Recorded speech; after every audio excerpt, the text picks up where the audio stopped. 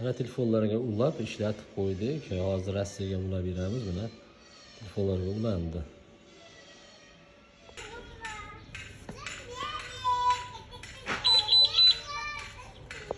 Kech payti mana ishni boshladik.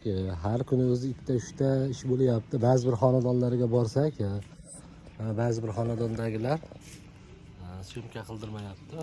Obedgacha bitta xonadonga borib 4 dona kamera polni montaj qilib keldik.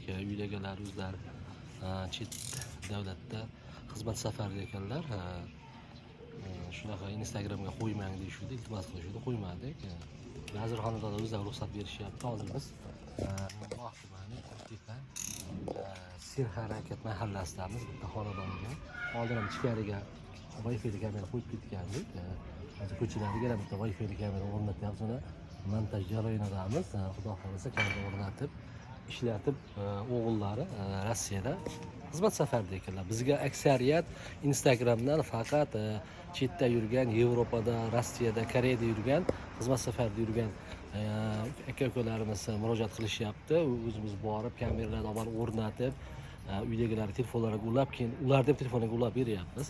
Kimga shunaqa xizmatlar kerak bo'lsa, bizga bemalol aloqaga chiqasizlar. Qo'ldan kelgancha borib kameralarni o'rnatib, ishlatib, telefoningizgacha ulab beramiz.